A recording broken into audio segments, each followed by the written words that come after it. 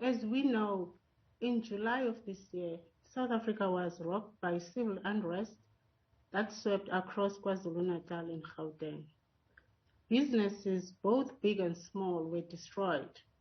Supply chains were compromised, job loss, access to food and medicine was affected. The impacts of these consequences are still being felt. In an effort to minimize the impact on our country, and at the request of the President, the Solidarity Fund Board agreed to ring-fence and oversee the Humanitarian Crisis Relief Fund, whose sole purpose is to respond to the humanitarian, medical, and economic support for the country. So due to these consequences, we felt that there is a need for us to have a short-term intervention aimed at addressing the concerns that are as a direct result of the July protest. So that's where the Humanitarian Crisis Relief Fund fits in within the Solidarity Fund. Right. Thanks, Douglas. Thank you so much, Ms. Majola. Bringing in Ntate Molepo, obviously the NEF has partnered together with the Solidarity Fund on this particular initiative. You have managed to raise together upwards of 540 million rands. What do you hope to achieve with this influx of funds in trying to deal with this crisis? Thank you, Dogozo. And maybe just to also ensure that I provide context, and afternoon to my colleagues, Karabo Mashugane and Wongakazi Majola. Thank you very much. And afternoon also to the viewers. What happened is that following what Wonga has outlined, government responded with what one would call a stimulus package. And funds were distributed amongst different departments, with the National Empowerment Fund being an agency of the Department of Trade, Industry and Competition. A total of 5.3 billion was made available. And this basket of funds was divided 2.4 billion to the department, 2 billion to the IDC, and 900 million rands to the National Empowerment Fund. And just to explain, of that money, 150 was the initial amount that came from Solidarity Fund, and of course there were additional funds that have been made available. And then 100 million came from the National Empowerment Fund's balance sheet, with the balance coming from our shareholder ministry. The intention was clear. With the advent of these riots, primarily in Gauteng and KZN, please go out and make sure that you deploy this money into the economy by supporting all those businesses that have been affected in one way or another. The intention being that with some inroads made with the economy having shown some growth and level of growth in Q1 and 2, make sure that we go out and deploy the money. And what we then did was to, in earnest, get our professionals, investments, and we deployed them across KZN province and Gauteng. So roughly 30 of investment officials were all over the province to make sure that firsthand they can go and engage those businesses that have been affected, make sure that we help them in putting together the package of application that is required so that we can speedily deploy this money into the economy. And I will talk later about how much we have actually deployed. And one of the things we did as well in Dogozo was to make sure that we look at how we can re-engineer our processes so that within a period of 7 days, we have gone out to do the due diligence, we've packaged, we have put it and screened and ensured that we go to the approval stage and ultimately crafted legal agreements that are signed by all the parties. And these meetings were happening, as and when the applications were readily available, but minimum twice a week we were meeting in making sure that we can speedily respond to the challenges that our country was facing because of the social unrest. Thank you. And Dr. Molepo, thank you. And I'm glad to hear that we've actually tried to fast track the process and ensure that a lot of these businesses that are in desperate need of the aid do receive it. But just to stick with you on this particular issue, have you already identified SMMEs that will be assisted through this initiative? You've talked us through the stages, the early on stages, expressed the intention that government had in even setting up this initiative. But we know that it's not a bottomless fund. We know that there is certainly a cap, and there has to be a cutoff or a limit to the number of businesses that can actually be helped. Is there a figure? Is there a number? Have those businesses been identified? Thank you again, Ndogozo. So with the 900 million rands initially made available as we went out into KZN and Gauteng, indeed, we identified these businesses on the ground. And I want to really give you the good news that starting from around August to date, of that 900 million, almost 840 million has been approved to SMMEs and 156 sites. And when we talk of sites, just so that the viewers understand, these are 96 businesses, but the 156 sites mean that you, as Ndogozo, may have a particular business that has got more than one location. And we were counting those locations. For instance, if a KFC was banned and the owner, has got 5 outlets, or the petrol restaurants or whatever, we will count those as sites that we were funding. And of that 838 million, almost 70% of that money has already been dispersed into the economy. So we are talking about more than 572 million rands that has already been, deployed.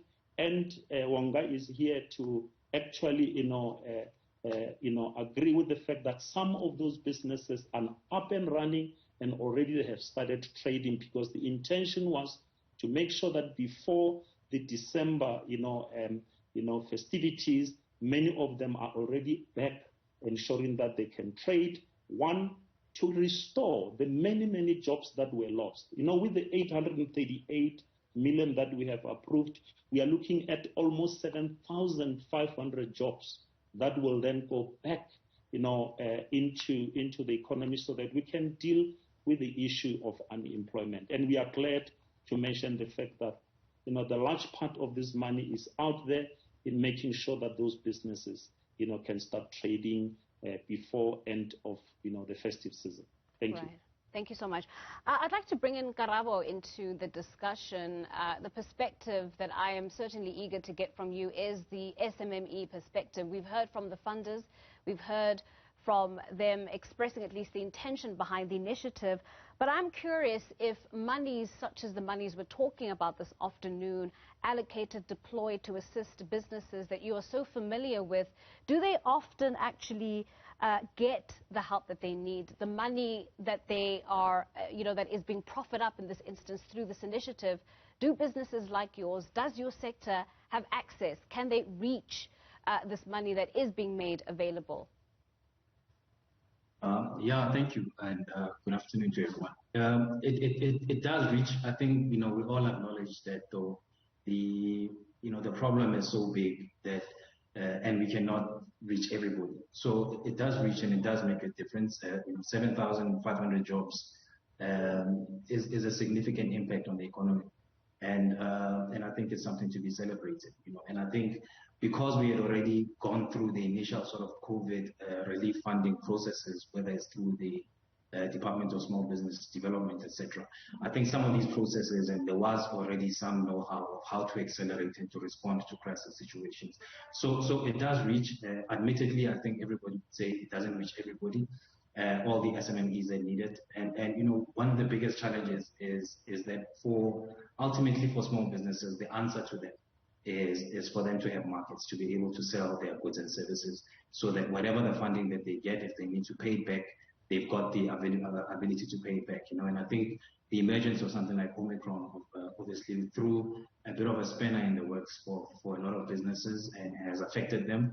And generally, our low growth in the country is the biggest problem, because most of our SMMEs actually depend on economic growth for them to grow. So we still have a lot of challenges. It does go a long way. I think it's not to be taken for granted. However, the need is big, and I think more the requirement more from a government policy sort of perspective is required, and a focus on that, so that then the funding that is given to these small businesses can then actually enable them to grow where there is markets, where there are clear opportunities to grow. The biggest problem right now is limited opportunities for growth for small businesses. Yeah. Ms. Majola, I really want to bring you back into the conversation. And Tata Molepo raised the issue around how this time round, as a partnership, you were able to fast-track processes so that the help can really get to the businesses that need it. I think as a fund, in responding to the COVID-19 pandemic, there were a lot of learning curves that came with that. Was that able to assist in how you were able to frame how to assist SMMEs hard hit by the July unrest? In essence, were there lessons learned the first time round that enabled us to expedite this process and ensure that businesses hard hit by the riots can get the help that they need? Thanks, Ndokozo. I think there were quite a number of lessons that we have learned as the fund, and we tried to ensure that when we are starting with the Humanitarian Crisis Relief Fund pillar, we are able to utilize those.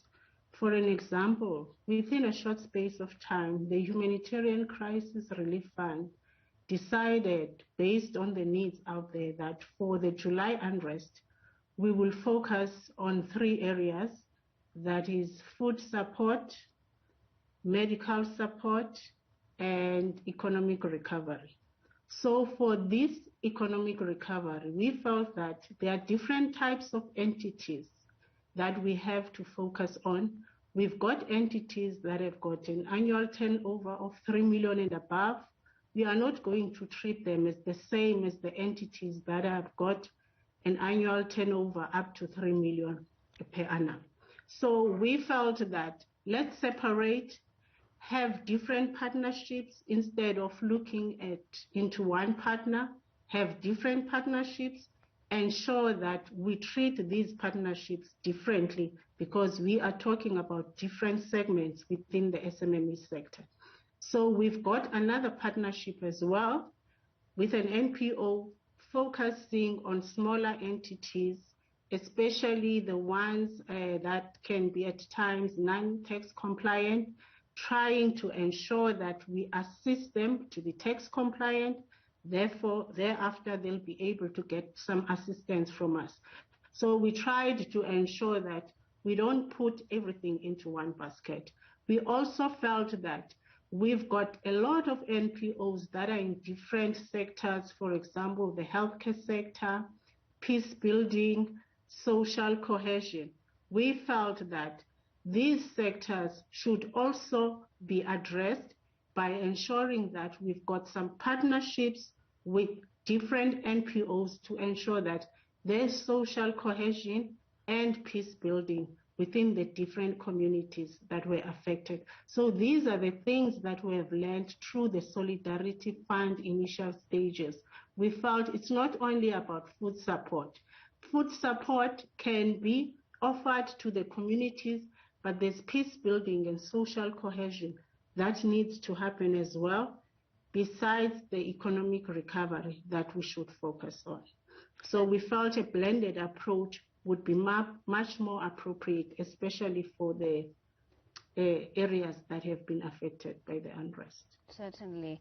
Just in closing, Karabo, having heard from the NEF, having heard from the Humanitarian Relief Crisis Fund, when we talk about SMMEs, we talk about the role that they play, certainly as drivers of, the economic growth in this country.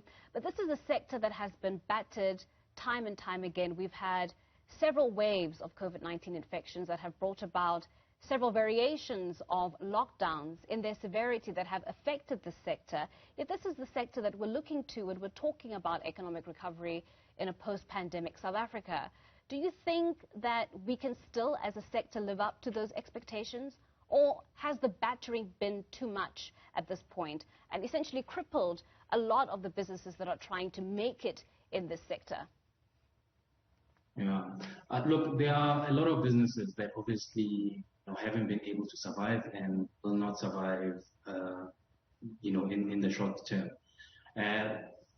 My sort of estimation with it is that the biggest challenge is how we are viewing SMMEs in the country, and that we need to reimagine that our focus and even the way that they are approached, etc., is almost as if it's a CSI project rather than an investment in economic growth.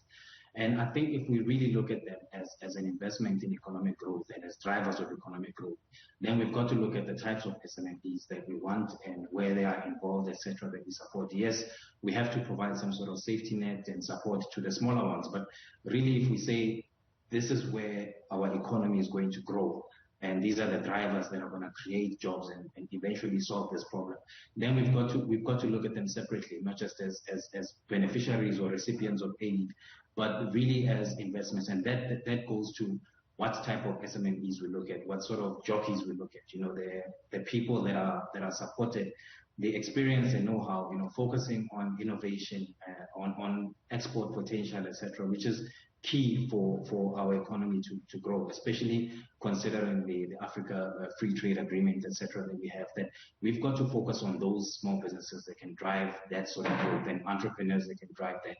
And one of the key areas for me is to look within corporates, to look at people that have a lot of years experiences and qualifications in the sectors that they operate in, and focus on those and identify those ones to help them start new entities, new small businesses that we know have a very high chance of becoming corporates, So it's more a factor of approach, and I think we really as a country need to relook at it and focus more on the growth drivers.